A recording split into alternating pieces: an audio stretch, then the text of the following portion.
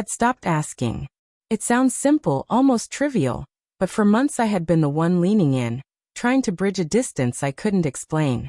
A kiss, a hug, a brush of her hand across mine. Gestures that once came naturally between us had turned into a silent battlefield.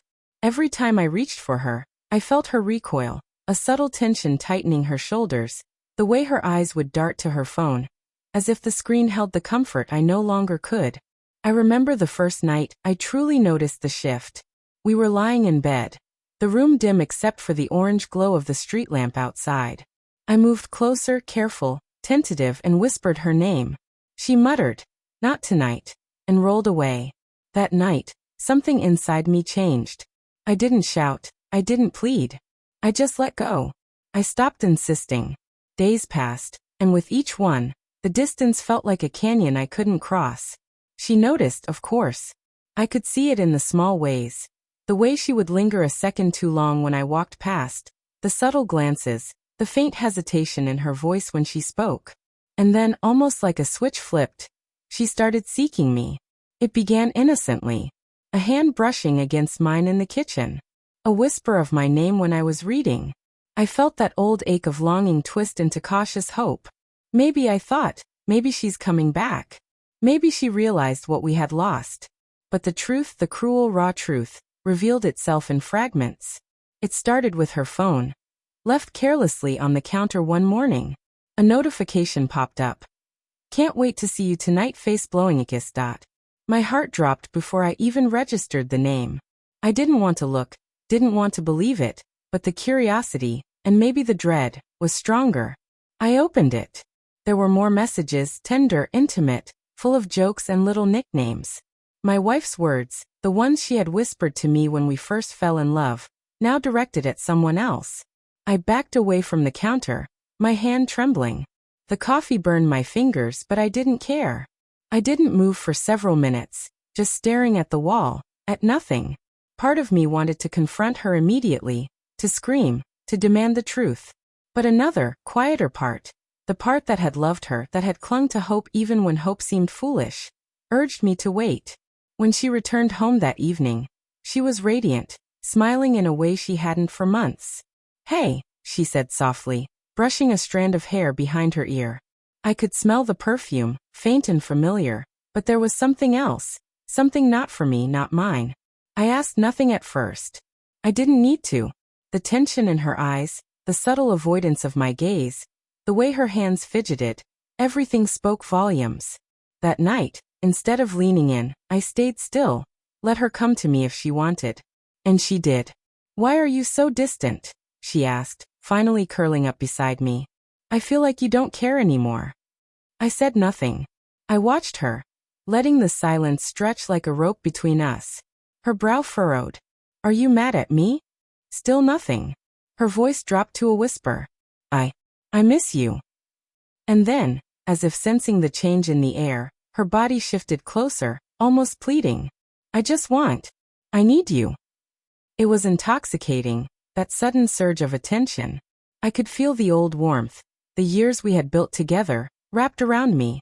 For a fleeting moment, I almost forgot the messages, the betrayal. Almost. That night, as we lay tangled in sheets, her words were soft, coaxing. But in the back of my mind, the messages burned. The images of her heart, once reserved for me, scattered across someone else's screen.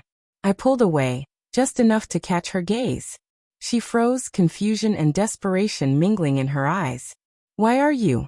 she began. "I'm not mad," I said slowly, carefully. "I'm just seeing you." Her brow furrowed. "Seeing me?"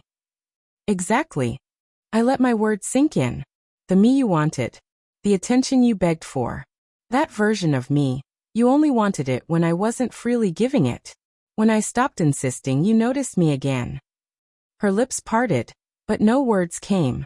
I could see the realization, slow and painful, like a mirror she hadn't expected to face.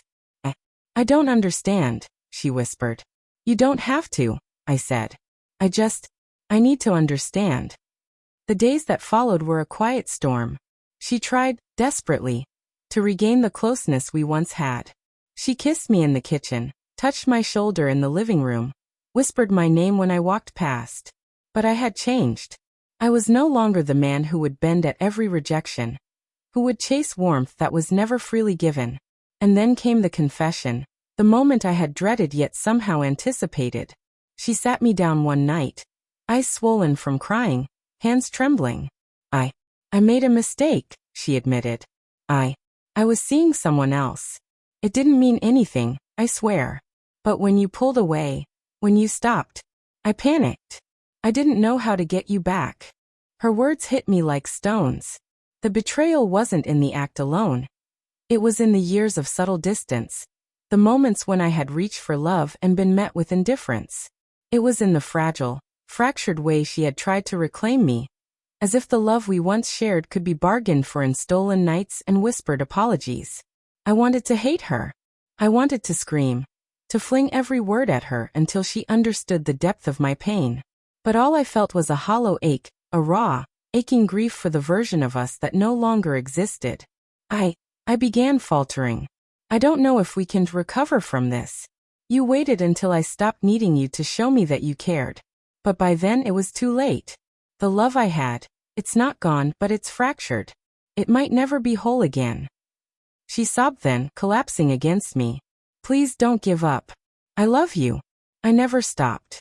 I held her, but the embrace was different now. Careful, deliberate, a shadow of what it once was. Because love, real love, isn't only about desire or attention, it's about trust, and trust had been broken. And though I could forgive, I wasn't sure I could forget. Weeks turned into months. We stayed together, tried therapy, tried honesty. She begged for attention, for reassurance, for the affection I had once freely given. And I gave it, sparingly, cautiously, watching for signs, measuring every word, every glance. It wasn't the same. Maybe it never could be.